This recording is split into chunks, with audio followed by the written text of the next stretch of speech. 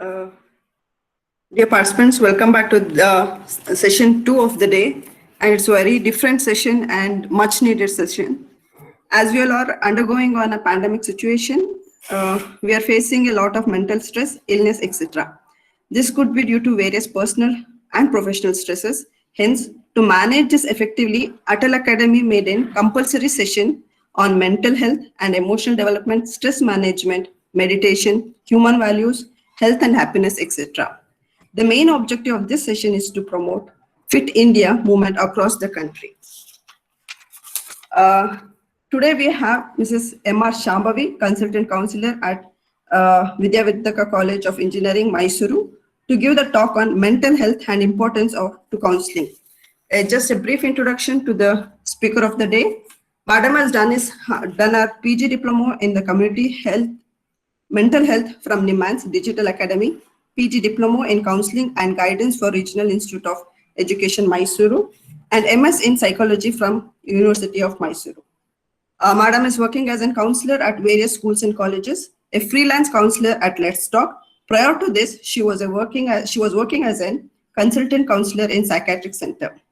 Madam has visited as a resource person in various organizations on the topics like parenting, studying techniques, dealing with examination fear, effective stress management skill, addressing adolescence life skills.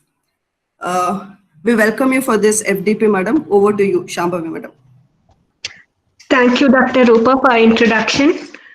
I thank the organizers and coordinator of today's FDP program. I appreciate Atal and coordinators for prioritizing mental health and amidst the technical sessions during 5 days FTP program, because mental health is a quite challenging concept in the present unprecedented condition worldwide, also in our country. In India alone, 150 million Indians need mental health support actually. There is a growing number of mental illness, substance abuse and suicide cases, particularly among adolescent population. So it is much needed, as you said, Dr. Rupa. So with this, I'll start today's session.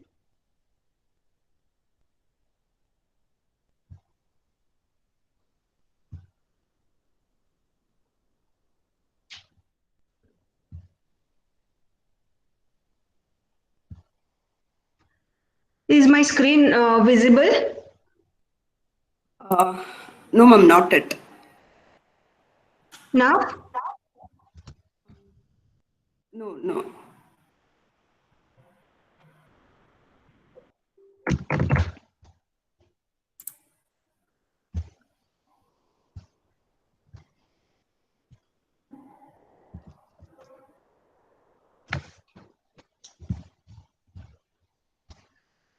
One second. Let me. Yeah, ma'am. Sure.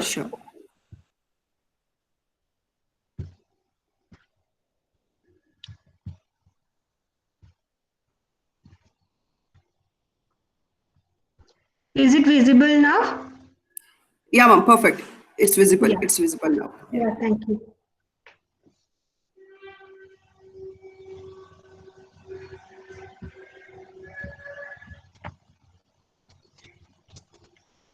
Yes. So before I start, I think there are 54 to 56 participants.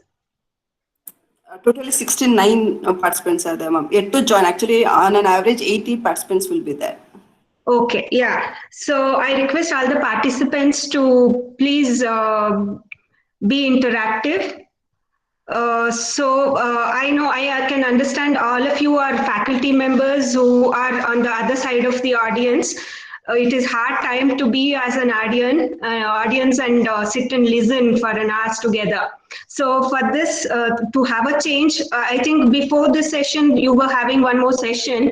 To break the chain, we would have an activity here wherein you just have to list during a present unprecedented condition what and all you can do or you have a control over, things that you can do and have a control over in a circle one, the circle which is inside, and in the outer circle, what are the things that you cannot you don't have a control over. So just you can chat over you in the chat box so that we can view your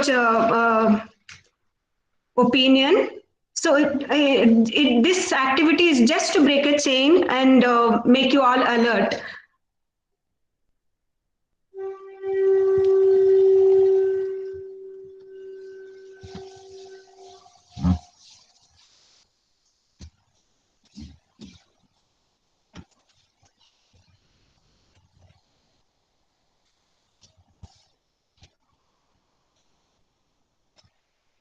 Yes, quickly, if I can see, yeah, you people are responding like, fear, happiness, yeah, pressure, all these things which you have control over or which you doesn't have control over. My food habits, yeah, correct. Daily routines, which you have control over. That comes inside the circle one, actually, inside circle. Yes. Pressure, control, yes. Control over your food and habits, stress. Yes. So we will have this activity for a few more seconds and we'll move on to, yes, stock market. Yes. Anger and stress. Anger, no control. Okay. Interaction with people around, yes, this will help you as well as others. Actually, you don't have control over anger and job. Many responses as to not having control over anger, we will be dealing with it in our session later. Weather, aspiration, yes, yes.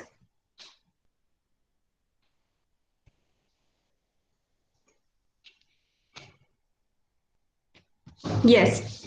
So with this, I appreciate all the participants. Actually, you are quite interactive, and the purpose of this activity is to know on which we have control over and on which we doesn't have control or much of our control over. Particularly in a present day condition, actually in a pandemic situation like this, if we sit and worry on the things that we doesn't have control over, it doesn't fetch us anything. Actually, when we overthink or over worry on certain things which we doesn't have control, such as, you have listed many things. Actually, I'll just list few things like, getting infected, which we doesn't have control over, worrying about the vaccine. We need not have to worry on it. There are scientists worldwide who are working on it day and night to have a vaccine. And if you and we sit and think about it or worry about it, it doesn't fetch us anything, right? So but the things are rather, if we work on the things on which we have control over, it will be helpful for us and people around us. Actually, so if you said, food, immune system, on which we definitely have control over. Our self-protection techniques like wearing mask and improving our immune system. If we worry on that and, enhance that, definitely that will help us out in facing the present condition. With this activity, so when we are speaking about mental health, that too in a unprecedented condition like in the present days, definitely it's a message for all of us that, if we stop worrying and worry much on the things that can be controlled, that we can do or contribute certain things on, and stop worrying on things that we doesn't have control over, definitely we can have a good mental health. With this message, we shall start with today's session, and I appreciate all the contributors, all the participants for participating very quickly and in a positive manner. With this, I'll move on to the agenda on which we will be discussing today. We'll be first discuss about mental health. What is mental health? How we can improve our mental health of our our own and also the people around us. And we'll be discussing about the measures through which we can have good mental health. And later on, we'll be discussing about what is counseling, what are the techniques used in counseling, and how you, being an educator, can do counseling and be a good counselor, apart from being a good educator, a teacher, a professor. Okay. So with this agenda, we just move on. Yes. Is my screen visible and I'm audible clearly? Perfectly, ma'am. Both are very clear. Yeah, thank you. So with this, I'll just, it's a definition given by WHO, World Health Organization, about mental health. I'll just read it for you. Mental health is defined as a state of well-being in which every individual realizes his or her own potential, can cope with the normal stresses of life, can work productively and fruitfully, and is able to make a contribution to her or his community. So this is a definition of mental health, actually, which says that we have to know about our potentials, we have to know about our strengths, we should be in a position to cope with the normal stresses of life. It is well known real fact that open secret that we have to live with the stress. Today's life is in such a is designed in such a way that no life no one's life is without stress. A school going kid also also will have a certain amount of stress, actually. So how to cope with those stresses is a question here. So or developing the skills to cope with those stresses is a matter here. So those who are having those skills to cope with the stress is called as a mentally healthy individual, actually, as per WHO definition, can work productively and fruitfully. So the mentally healthy individual should be in a position to work productively in order to contribute to himself or herself, also to the community in which he is situated. So this is what the definition of mental health is. This is to, in order to make you all understand what is a mental health, actually, which we are speaking about. Yes. So when we are speaking about mental health, it is important to speak about health also, isn't it? So health, as per the WHO again, is not merely the absence of illness.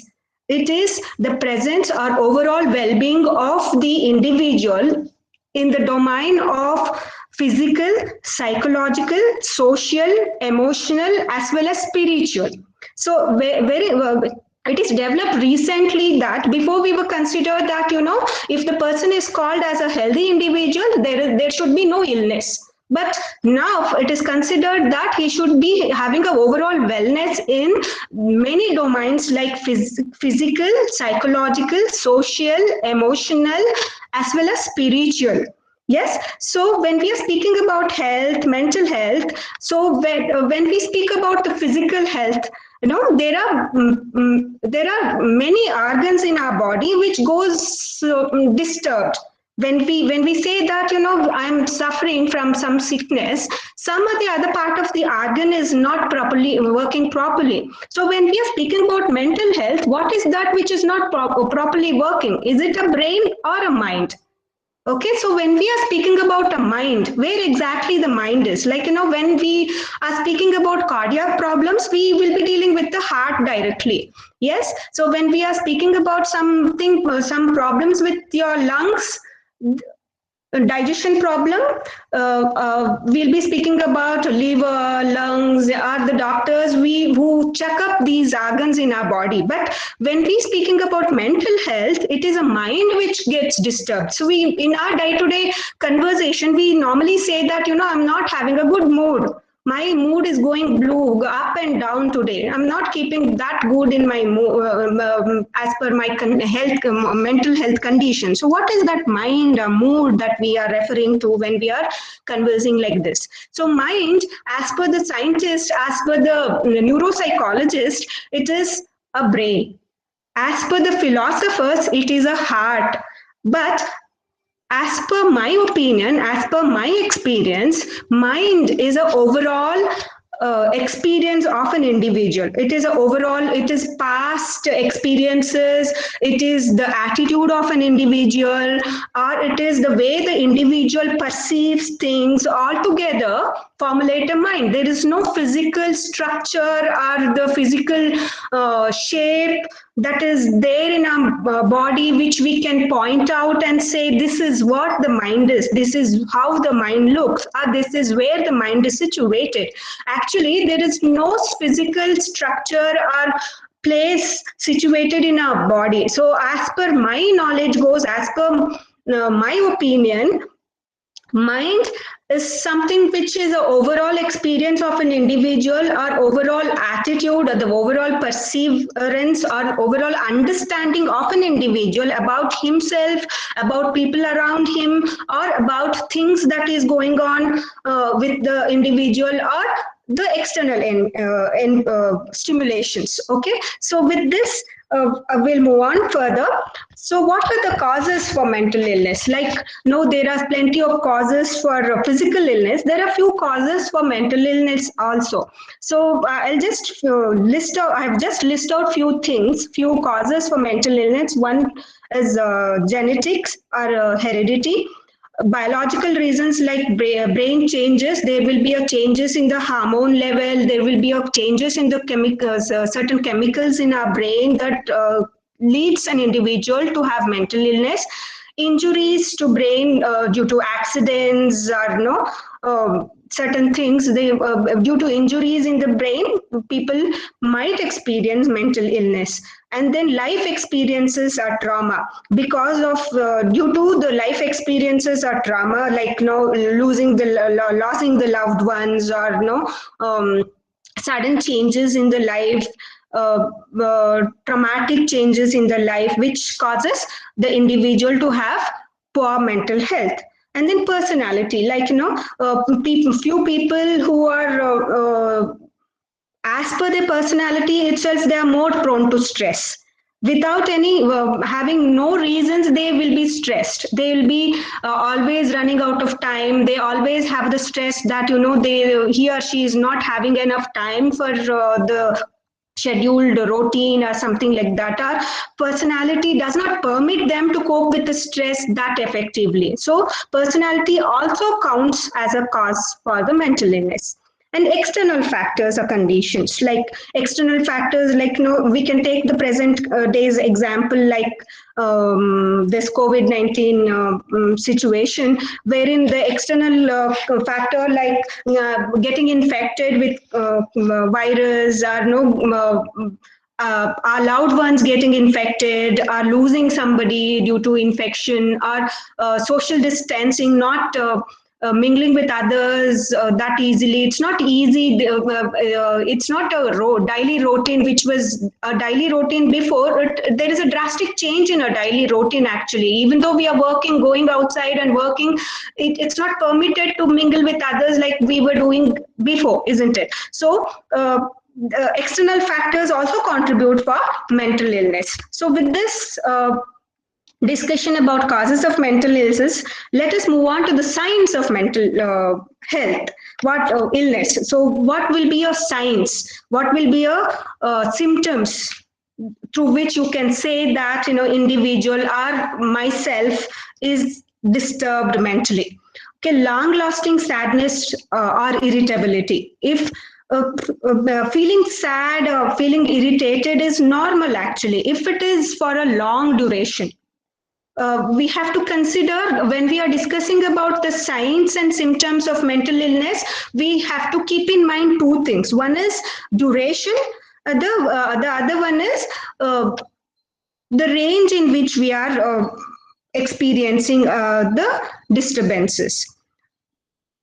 If the duration is for a long lasting sadness, or if a person is experiencing long lasting sadness and irritability, and then it can be considered as a sign of mental illness.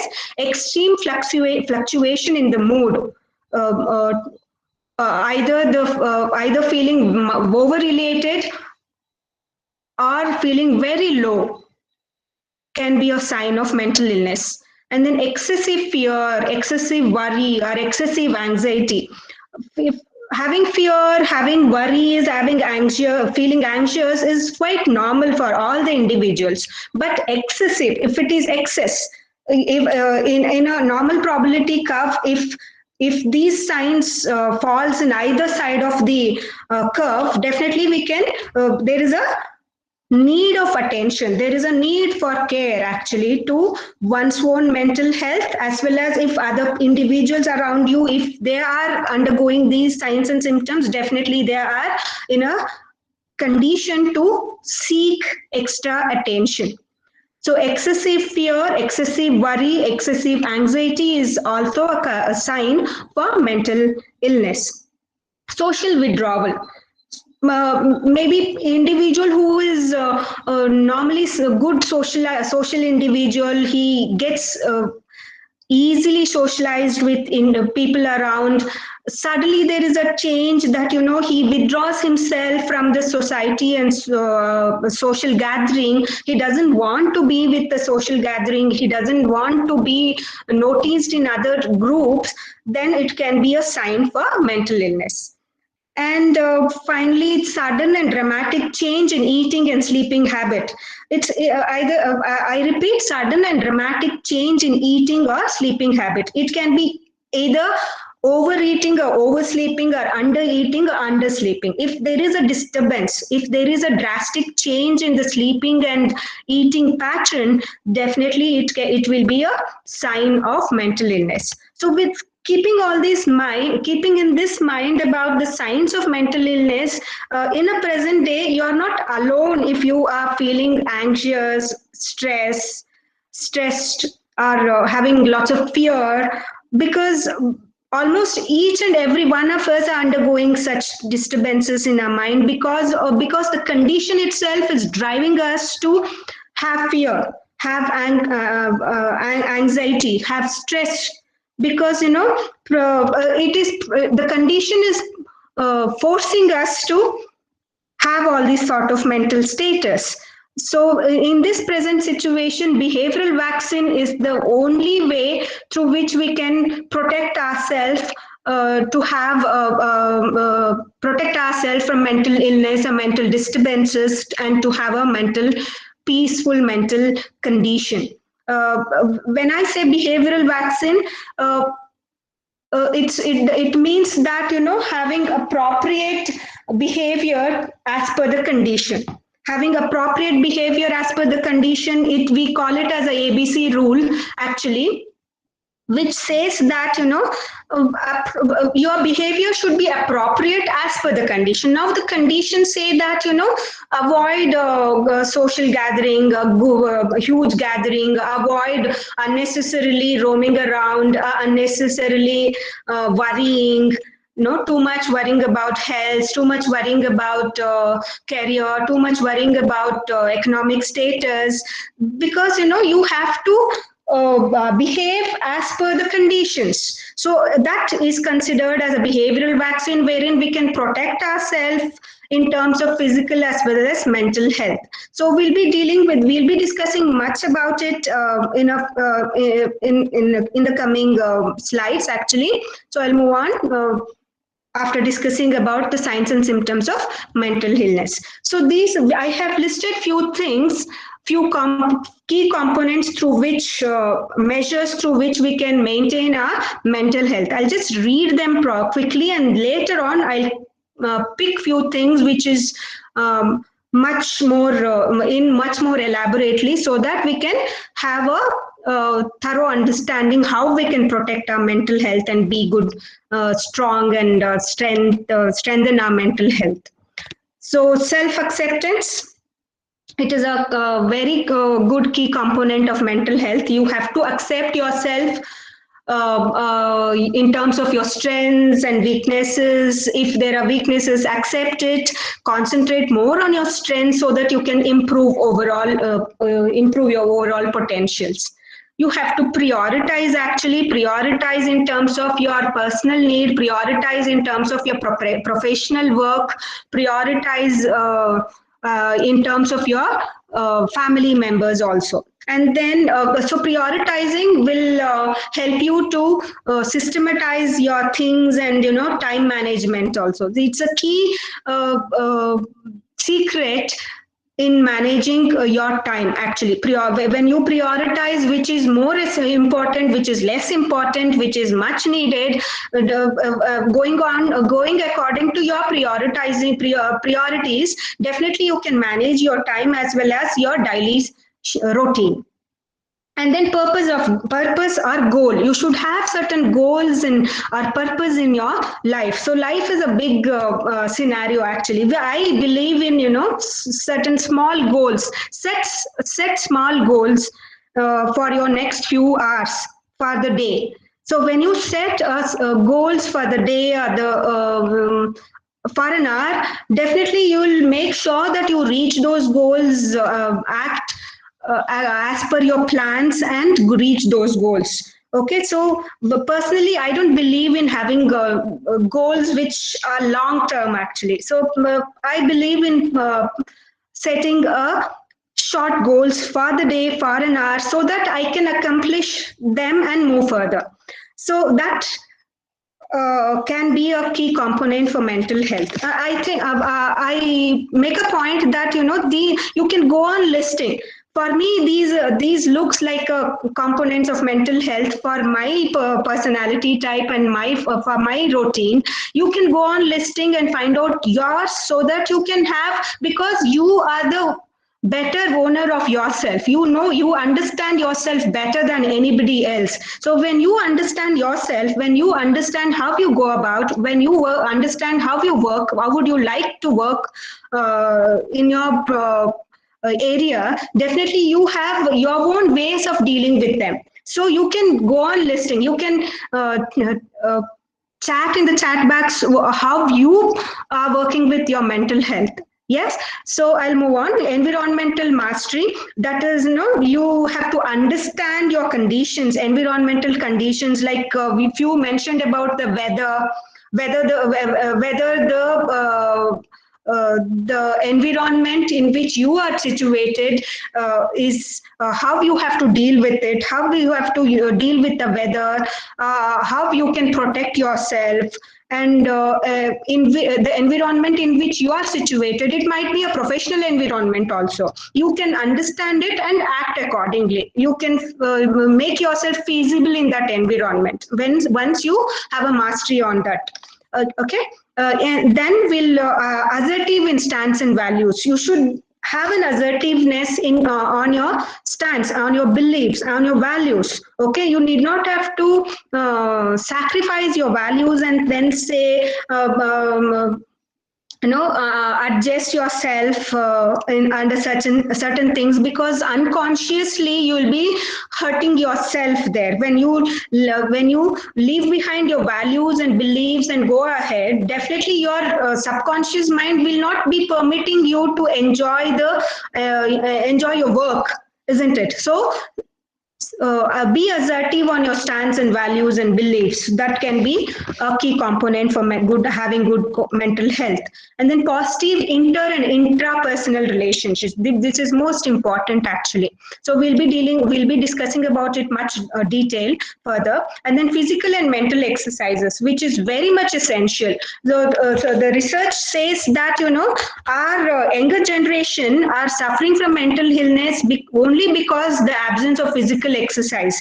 You can observe today's kids. They are sitting with the technology, the gadgets, all sorts of technical instruments. We can very rarely we observe kids playing in the streets and the parks, because they are not accustomed to it. So absence of physical exercise itself is a reason for mental illness nowadays, particularly among our younger generation. So it is very important to have a physical exercise and mental exercise to protect our mental health. And then systematizing routine. So it's very important to have a daily routine schedule and go ahead as per the scheduled routine. Being sure to be happy. It's very important. After all, at the end of the day, what we want ourselves to be happy. We want people around us to be happy. A pleasant smile itself will generate that positive vibration. So be happy. Make sure that you give yourself a certain time to yourself, pamper yourself, and make sure that you be happy. Yes, living in present, which is more important, which is also equally important. You have to live in present. There is no point in worrying about past or sit and thinking about your future. So live with present. Be mindful in the present day, whatever you're doing. Okay, so that is most important. And being mindful in what you do, and maintaining regulating emotions. I'll be discussing about this later. And detoxing stress and developing coping skills, which is very essential. When we say that it is inevitable to live with stress, well, there is a certain point wherein we have to detox stress also. So by so doing, we will be developing coping skills to face those stressors. So we'll move on to it. This is a very favorite slide of mine. Be childlike. Here, no, don't get misunderstood by be childish. There is a hell lot of difference between being childish and be childlike. Actually, if you observe children, there are most beautiful things around us. Actually, their pleasant smile itself will generate happiness in us. We can forget all the stress, all the work stress, all the worries, and be spending some time with children, that to the age group of 3 to 7 years of age span, definitely will detox our stress. Actually, they are accustomed, they get acquainted with the situation so easily. We have lots of things to learn from children. They are very happy with the things whatever they are having, and then even though they fight, that is only for that particular moment. Later on, they just forget those things and move ahead. And then very interesting thing is, with children, they are attached to the things which are at their sight. Once the things are out of their sight, they forget about it. But we as elders, as and when we start growing, we get attached to certain things. We don't want to get detached from that and move ahead. So we are so much attached to things, so much attached to materialistic things, so much attached to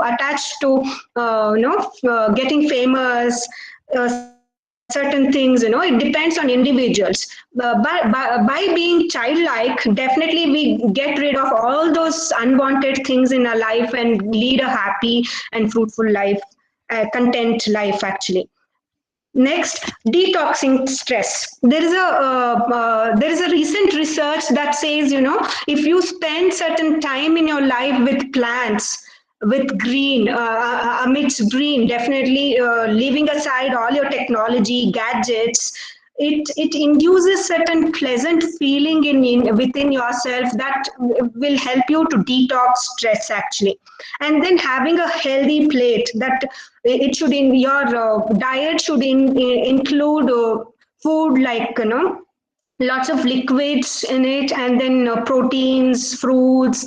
I need not have to go in deep about this. Should have a good diet. That's what I mean to say. And having a physical and mental, any sort of exercise for that matter, as per your interest, as per your priority. Yes, at least going for a walk for half an hour will make you feel great, actually. And then taking a break, which is more important. You should take a break from your work, spend some quality time with yourself. At least you can have a nap for a few minutes, or you can take a break and spend some quality time with your loved ones. That can detox your stress. Yes, so I repeat, we call it as a forest bathing, no, being amidst greenery, nature will help you a lot in detoxing stress. Okay, just switch off all your gadgets, just be away from the technology, spend some time with plants and green, amidst green, definitely you feel great. And then having any sort of physical exercise of your own choice will help you, and having a good diet with lots of liquid and fruits and vegetables again help you to maintain good health. And taking break from your work pressure and spending some quality time with yourself and with your loved ones will help you in maintaining and detoxing stress. And then as I told you earlier, we'll be dealing with inter and intrapersonal relationship. Um, um, Interpersonal, it is between you and the other individuals around you. It can be maintained through good communication. It can be maintained through following certain rules, like behaving well with your colleagues, with your students, with your family members, drawing a line between colleagues, friends, students, family members, switching off your mobile phones as soon as you go home, get back home, or with colleagues you need not have to share your personal things, which might sharing your personal things with your colleagues might disturb. It might relieve you at that particular time. Later on, when you're dealing with certain things, that might interfere. So these are all as per the research what have taken place in regarding interpersonal relationship. We need not have to go into debate about this, because we each one of us have our own way of dealing with relationships. So it is up to them. But as per the research, it is like this. Intrapersonal relationship, it is the having a good relationship within yourself, with yourself. Okay, it is where Swami Vivekananda very famously says that speak to yourself at least once a day, otherwise you might miss meeting an excellent person in this world. He opines that it is, make sure you spend some time with yourself, so that you can understand yourself, your weaknesses, your ways of dealing with things, so that you can understand yourself better, and you have a good relationship with your own self. So that is intrapersonal relationship.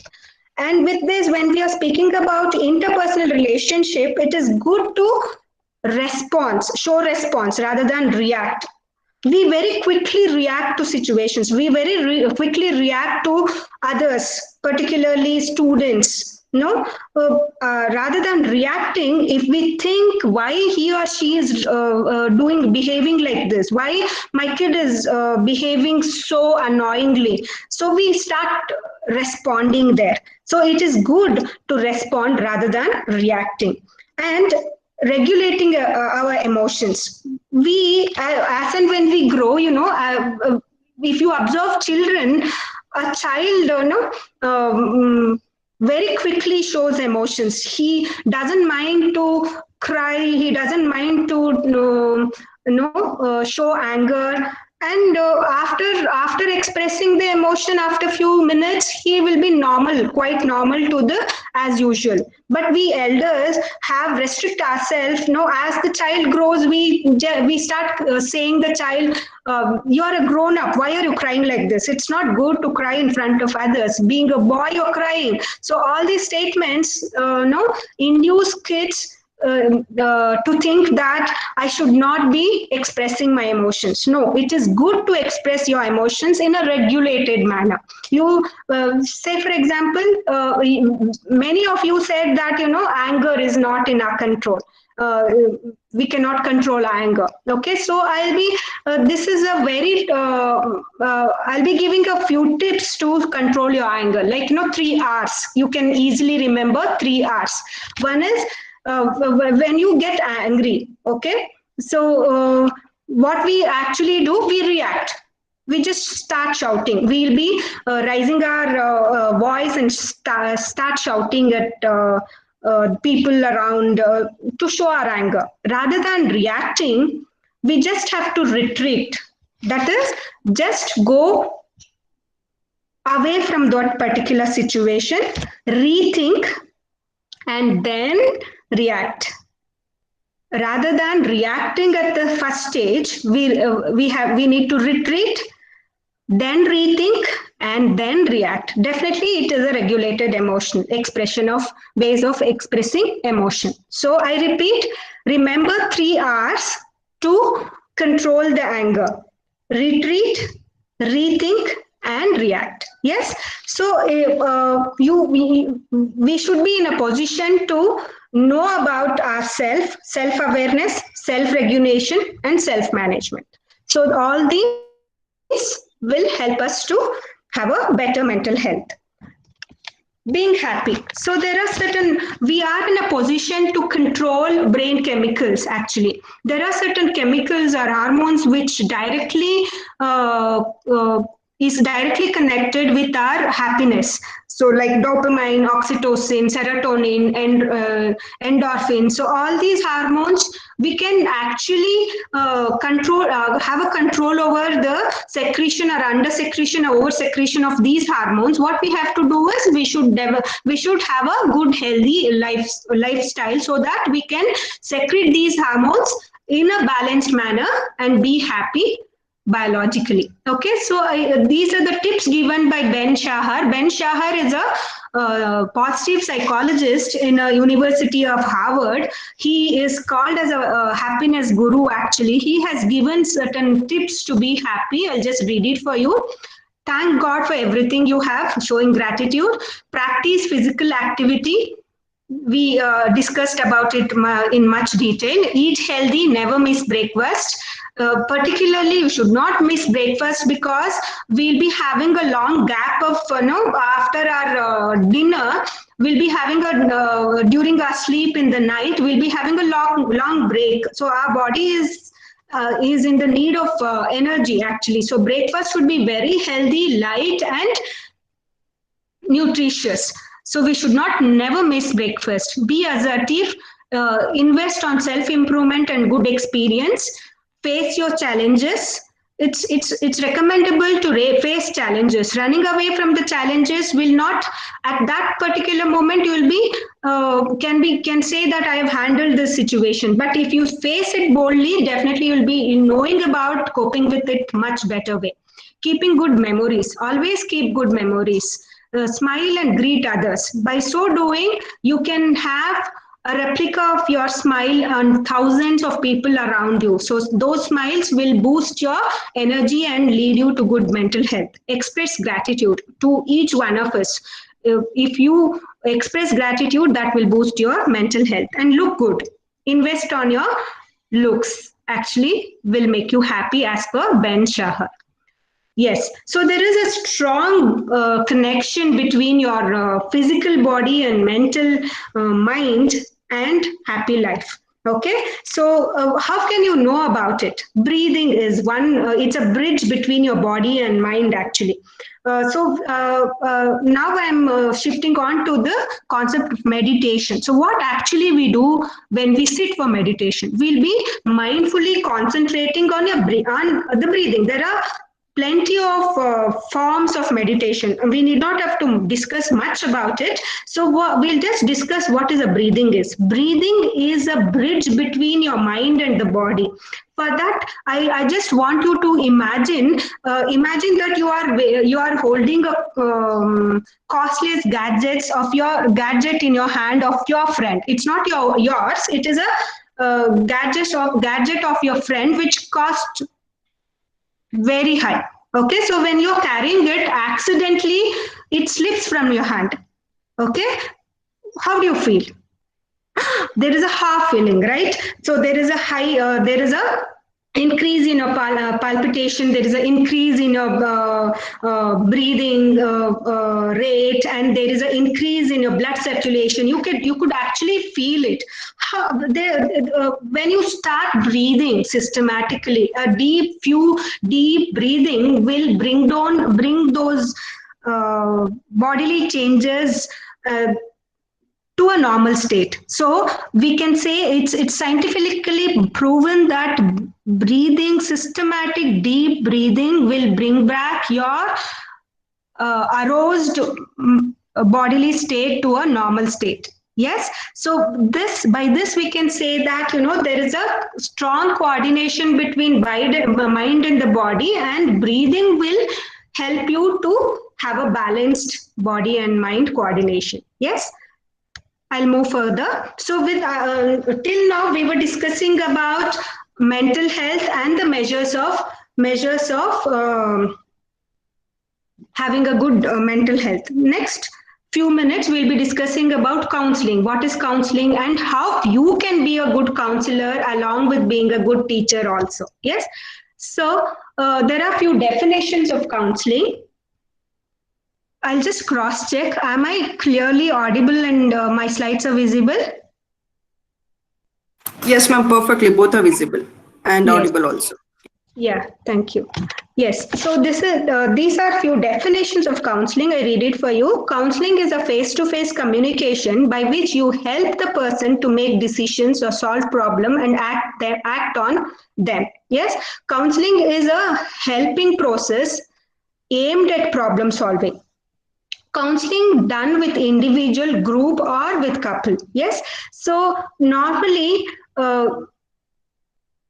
Those who are in a teaching field,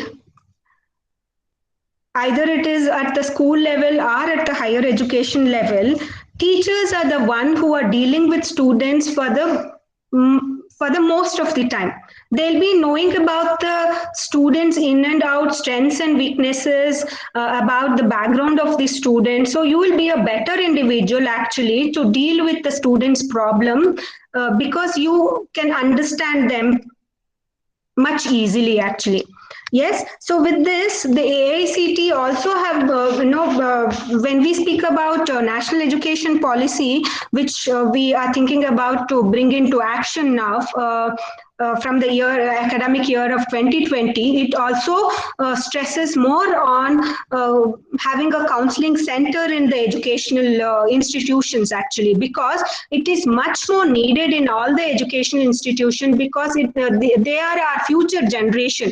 If today's students are a future generation, if we concentrate on their mental health, actually we'll be expecting a healthy generation, next generation.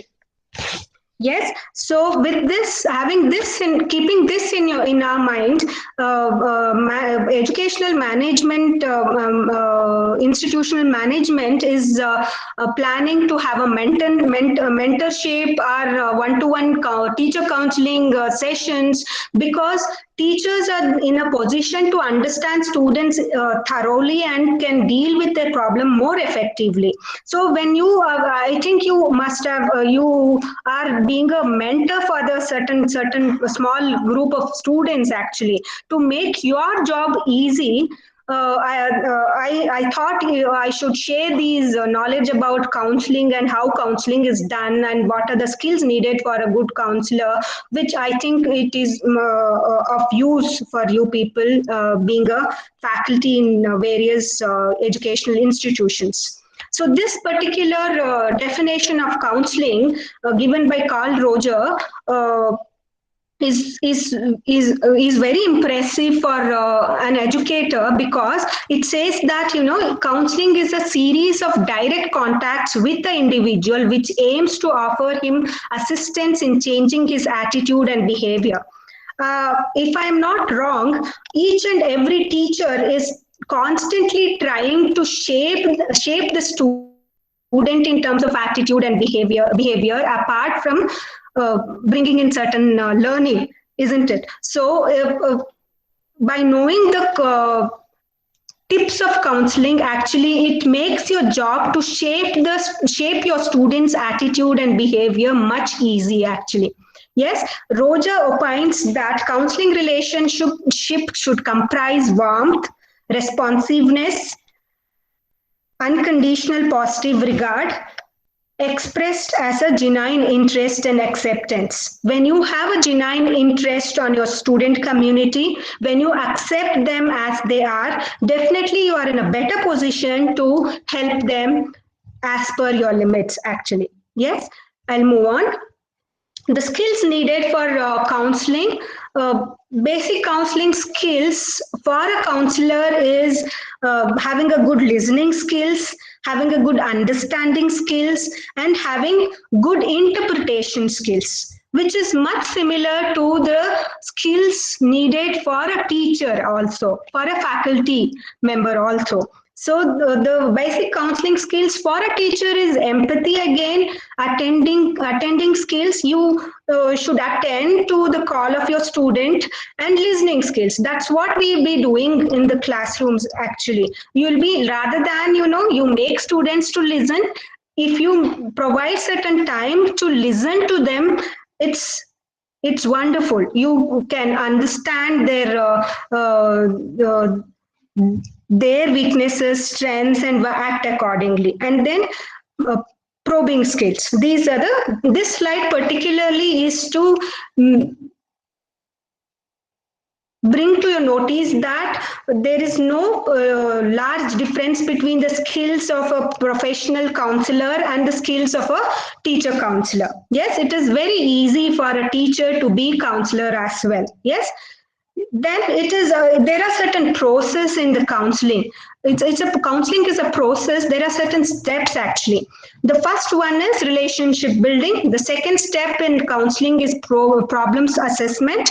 We have to build rapport. We have to build a relationship with the client, and then we have to assess the problem, what actually the client is undergoing. Yes, and then we have to set a goal. When we are setting a goal, it's not a counselor's goal actually. It is not a teacher's goal. It is a mutual goal, mutually discussed with the client or the student and formulated. The goal should be mutually set.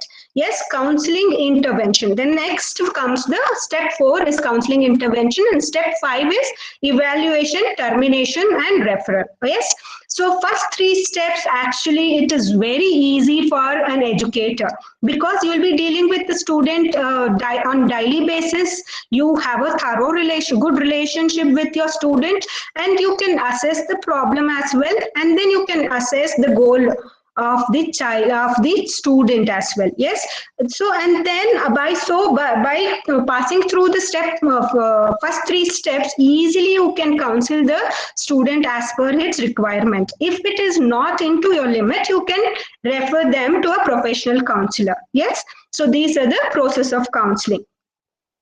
Yes, so why being an educator you should have a knowledge about counseling?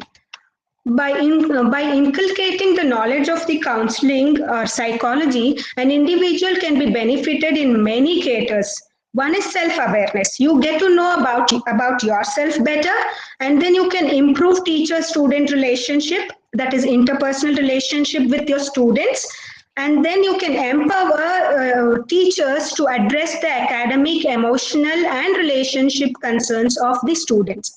As a teacher, you can empower your students in terms of academic performance, in terms of emotional regulation, in terms of having good relationship as well.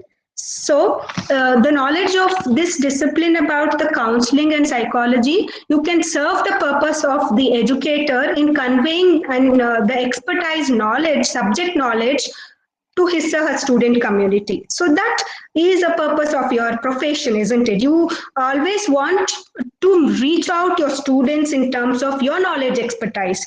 If that is done easily, you start enjoying your profession, you start enjoying your work actually. So the knowledge of counseling, the knowledge of psychology will fetch you all these things. You can become a great teacher actually by inculcating these practices. Yes, so mind is categorized into 3 parts as per the father of psychology. Father of psychology, he has divided the mind into conscious, subconscious, and unconscious mind. Okay, so whatever we can see through the behavior of the individual is only the tip of the iceberg, he says. Okay, so the remaining part of the individual is submarine under the ocean in terms of subconscious and unconscious mind. This particular quote says that most misunderstandings could be avoided if people would simply take the time to ask, what else could this mean? Okay, so when you are dealing with students, when you say that, when you come before complaining about the student's attitude, students' misbehavior in the class, if you give some time to understand why he or she is behaving like this, that will make you a good counselor, that will make you a good human being actually. So if you think about why the individual is behaving like this, it will make you give you a way to understand the student much more deeper. Yes, so with this I would like to end my session with a quote, with a thought and a question to ponder. Okay, it's a Confucius very famously said that do a job that you love, you will never have to work a day in your life. It's so wonderful, isn't it? If you do a job which you love, you don't feel like you're working. Yes, you just the being enjoy doing that work. Okay, next comes the thought. If you teach in a class, in the class you are just a teacher. If you demonstrate in the class, you are a good teacher. If you create interest among students about your subject, you are an inspiration. So we all are dealing with the generation Z students. They belong to the generation Z who would like to learn independently on their own pace, actually, who would like to learn in their own way. Okay, so they would like to learn from doing rather than just sitting and listening to the classroom lectures. If you understand their generation, they belongs to generation Z, if you understand how they would like to learn, definitely you can become a good inspiration for them.